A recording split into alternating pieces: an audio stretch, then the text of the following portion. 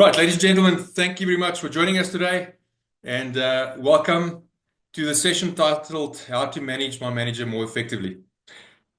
It's our 27th monthly Free Friday Lunch webinar, and for you that are supporting us in sharing this content, which hopefully makes a difference in your lives, thank you very much for being here. I loved this picture on this opening slide.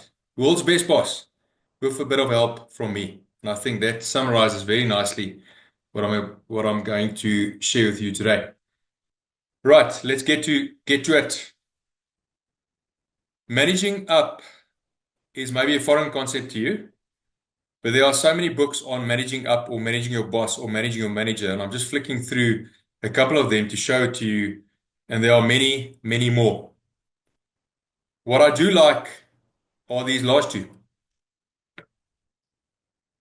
So the second last one talks about, and that's why I've encircled it in blue, the crux of it is that managing your manager is the most important relationship that you can have at work. Let's look at the last one. How to manage your manager? By managing yourself. I have a confession to make.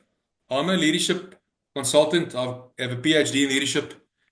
But I can tell you honestly that it was only up to a year or two ago that I became aware of the concept of managing up, manage your manager, and that it's a concept and something that we have to practice and take seriously. I was seriously unaware of this concept. I send you the invitation using David Cottrell's quote, and I'm going to repeat it. Take the time and energy to manage your boss the same way you manage your team. And we don't often think about leadership in that way, right?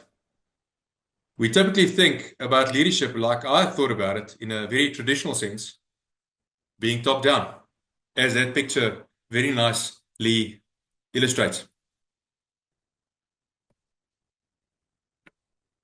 So if we don't manage up and down, in hindsight, we are venturing down the road of missed opportunities, and we're missing a trick. I'll tell you a quick story about John. The year was about 2000. I was working for a company called Nampak Tissue. It's now called the Twin Saver Group. And we had a supply chain director, and I had a fellow colleague that was also a managed accountant. He looked after the sales side. I looked after the supply chain side. And Wayne, who was our supply chain director, phoned Wayne to come and explain to him some of the numbers in the exercise that he asked John to do around sales figures. And John walked into our open plan area and looked at Wayne, who was our supply chain director, senior guy. He was my direct line manager. And John had the smirk on his face, and he chirped Wayne based on the telephonic conversation that I just had. And then everybody went quiet because we had an idea what was gonna follow. And very calmly, Wayne, the supply chain director, told John, in no uncertain terms, listen, John, one thing you have to realize is that I will always, but always, have much more of an influence over your career than you will ever have over my career. Now, John did not understand that the boss is the boss, even though I don't necessarily like that word. But the reality is, our line managers are the senior guys to us. John thought and viewed Wayne, in a sense, as the enemy, as opposed to saying and focusing on the fact that Wayne should actually be my partner in getting the job done. So before I share the rest of the content with you, I want to just highlight this. I've got one proviso. In sharing with you the following content, I am not doing it in the context of bullying that might be taking place in your workspace, also from your manager side. I'm not talking about it and sharing it in the context of harassment. No. I'm sharing it with you in the context of a, quote, normal working relationship, unquote, that you might have and that you have rather with your manager.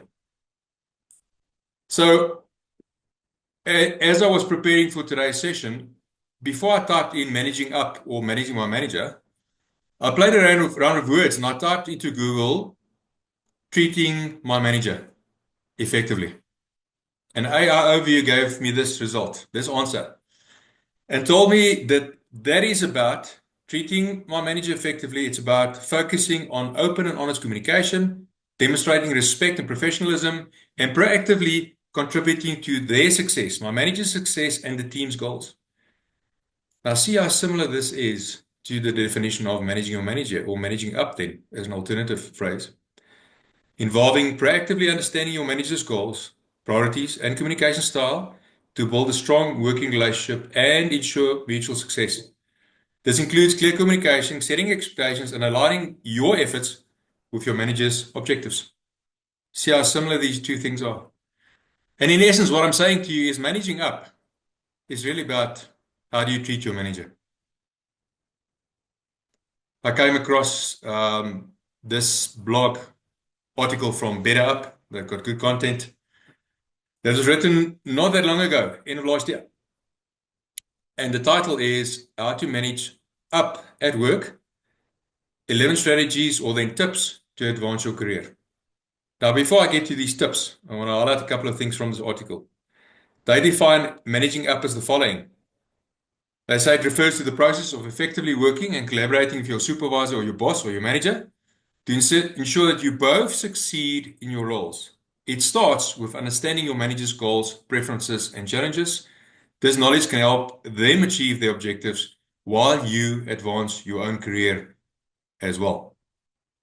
And very importantly, they're saying that the goal of managing up is to create a positive and productive relationship with your boss, with your manager.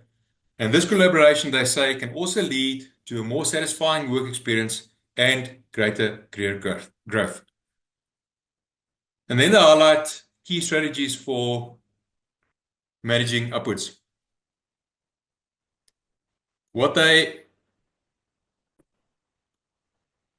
Sorry, I messed up there.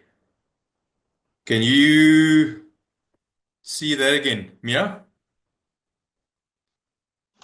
Yes, we can. It says key strategies, right? Super. So they're saying key strategies for managing upwards includes the following. Understanding your manager's priorities. Find out what is important to your manager and align your work to support these priorities. Utilizing upward communication. Keep your manager informed about your progress, challenges, and successes. And this includes providing regular updates, seeking feedback, and clarifying expectations. Being proactive. Anticipate your manager's needs and potential issues before they arise, and take the initiative to address these things to your manager. Building trust. Be reliable, consistent, and honest to build a strong working relationship based on trust. Next one, adapting to your manager's style. Recognize and adapt to your manager's work style and communication preferences to work more effectively together. This could mean emphasizing skills that complement your managers or filling in their skills gaps. And then finally, they're saying offering solutions, not just problems. When presenting a problem, also suggest potential solutions to demonstrate critical thinking and initiative. One of our managers very early in my career told me, Hekkie, when I was also a manager, junior management manager, he said, Hekkie, don't be a conduit. I said, what do you mean, Graham? He said, you're just purely transferring the issue or the problem from your team to me. Surely you as a manager should be able to get to the solutions, come to me with solutions as opposed to just passing the issue to me. That was the second last one. The last one rather was being a resource. Position yourself as a valuable resource for your boss, your manager, by developing expertise, offering insights, and contributing to team success. Then they're also saying what managing up is not about. Complaining, ignoring your boss's priorities, your manager's priorities, withholding information, being reactive versus being proactive. We touched on the previous slide. And then overstepping your role. So here are the 11 tips or strategies I referred to earlier in managing up. And they say managing up can look different across different roles, companies, and teams. Regardless of where you stand in your career path, you can use these 11 tips to start managing up. Number one, know what's important to your manager and what their goals are, because it's important that we are aligned to our line managers, right? Communicate early and often. Don't wait until it's too late. Ask questions. Otherwise, how do we clarify in order to do what we're supposed to be doing and to be effective at that? In that, develop empathy as a leadership skill in relation to your manager. Remember, he or she are also human. Nothing stops you from saying, Mary, John, as your manager, addressing your manager, telling them, listen, I know your child is sick. I've got this. I can do what you're currently doing. Go and look after them. Please go home. Have empathy with your manager. Give early warning of potential problems. As soon as you think there's a crisis on the horizon, share and communicate. Number 6, anticipate their likely response. If you know your manager well, you'll know typically how they're going to respond to you communicating something to them. And then it's also important that we have a response to that response. Keep a paper trail, not to cover your backside, no, but to put things in writing so that your manager can get to it when he or she finds it suitable and have the time to do it.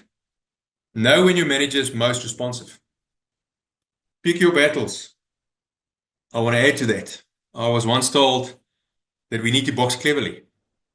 Don't take an issue to your manager if you know the timing's off. If you know he or she is not in a great mood.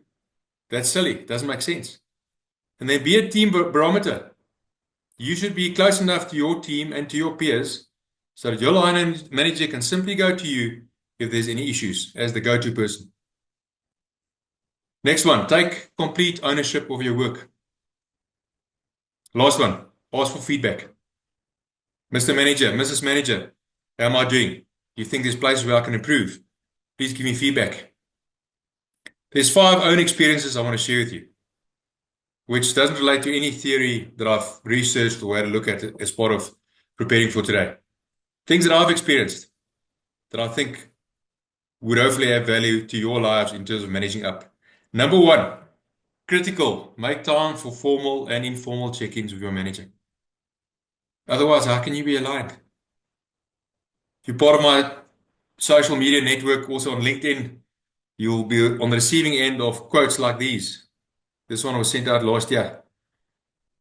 Well, I think about life and about work, and this one states, quality time together and effective communication are the food and water for growing relationships. And this applies to your line manager and, in fact, anybody else. Also, the people that are part of your inner circle in terms of your family members. Number 2, pride is a killer. And maybe, I don't want to generalize, but maybe us as men are more guilty of this, ladies and gents. Put your pride in your pocket. It's not about you, it's about the issue. And I love this quote. If you're ever too proud to say sorry, you have bigger issues than an apology. And then, worst case scenario is we add adrenaline to it, that hormone that wants to make us fight, and low EQ, and then we get this toxic working environment that you and I can't afford. Number 3, be willing to be vulnerable, especially us as men. Brené Brown, who's an expert in this field, she says, vulnerability is not a weakness like we sometimes think it is. It's our greatest measure of courage. And linked to vulnerability goes honesty. We have to be honest with our line manager. Number 4, consistency. Your line manager can't afford to have you as the person, the go-to person reporting to them, and you are personality 1 today and personality 2 tomorrow. Yes, we all have mood swings, but it's important that by and large we are consistent because it also affects trust.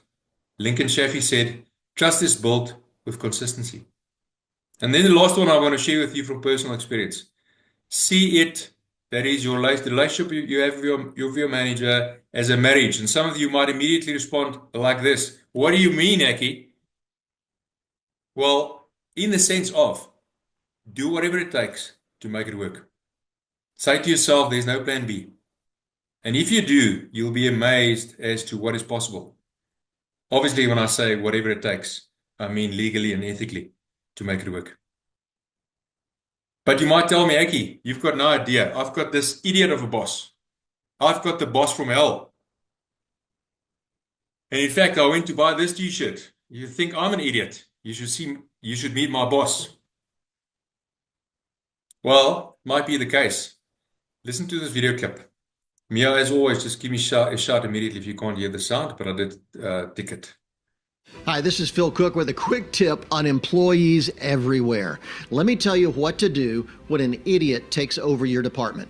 You know what? It happens all the time. It happened to me early in my career a couple of times. We've even had clients over the years where the guy we reported to happened to be an idiot. It just happens. It doesn't matter what kind of organization you're in. Sometimes your boss turns out to be an idiot. Let me give you some advice for how to respond. Number one, as difficult as it may be respectful. I know your thought is going to be, let him expose himself, let him show what an idiot he is, but be respectful because you do not want to create an antagonistic relationship with your idiot boss. Chances are he or she is managing up. So the people above them thinks that person's a genius. You know the truth, so don't try to expose them as much as be respectful, be helpful, develop a relationship so it will help your situation really quite a bit. Number two, don't take it personally. Very often in their criticism, in their stupid ideas, in the way they manage the department, you're going to start thinking, he hates me or she hates me. It may not be the case. It may just be the way they are and the fact that they're idiots. So try your best not to take it personally. A third thing is help them save face. Again, this is going to sound ironic, but help them save face by finding solutions. Help them look good because they're going to owe you and they're going to want to be nice to you and develop a relationship and help you. So just like a normal boss, help them save face by finding good solutions. Number four, set boundaries from the start. Let them know that you work from 8 to 5 or whenever, and you're not interested in working at night. That's family time for you. Or when you'll take calls or when you'll take text messages. You don't have to be a jerk about it, but just set some boundaries because jerks will often take advantage of you, your time, your family. So set those boundaries right from the start. Number 5, keep a paper trail. As much as you can, communicate online, communicate through email, through text messages, and save everything. Save everything because there may come a time, and it's worked out so many times in my case, where eventually the higher level bosses started to realize there's something wrong with this guy or this gal, and we want some proof. And so they'll come to you, and if you have a paper trail, it can really help expose the fact that they're an idiot. And then number 6, I can't say something like this without saying know when to leave. Sometimes they're so good at managing up, that idiot is so good at managing up, the boss is never going to let them go, never going to get rid of them. So if your life is miserable, even when you've done these 5 things, if your life is miserable, always remember that leaving is an option. Don't be so stuck in your position. So I'm always an advocate of networking, getting out there, get your resume out there, talk to people, develop relationships, so in any given time in your career, you can move on to a better place. I love that phrase, go where you are celebrated, not where you are tolerated. It's so true. And sometimes if you have an idiot boss, it may be time to leave. So I want to say to you on that last note, unless you live this quote, the grass is greener where you water it, as opposed to greener on the other side of the fence, i.e. leaving to a place where you think you're going to have a better line manager, but you might not, as I've experienced in my life. If you don't live this phrase or this quote, then you might just experience what Neil Gaiman said. Wherever you go, you take yourself with you. I want to encourage you to try and resolve the issues that you might have with your line manager. And when it's resolved, only then think of maybe potentially moving sideways or to another department in your organization if you have a large department or a large organization, rather, large company. But see it as a challenge. The point is, make sure that you have a clean slate, that nobody can point fingers to you in that manager relationship between you and your line manager. James Clear, the guy who wrote Atomic Habits, sold 20 million copies over it. He's got this on his website, and I'm closing off. He says, I can't control the other person's behavior, but I can control my response. Their actions, and thinking about this in relation to my line manager, their actions may be rude or unacceptable, but I still want my response to be measured and thoughtful. Even if they aren't doing what is right, I still want to make sure I'm doing what is right. Final thoughts. There were a couple of recurring themes throughout today's presentation, and for good reason, because those are important themes. And I want to encourage you to take charge of really do what you can possibly do to build a relationship with your line manager, to manage up successfully to such an extent that you and your line manager and your teams and your companies, your organizations benefit from that significantly.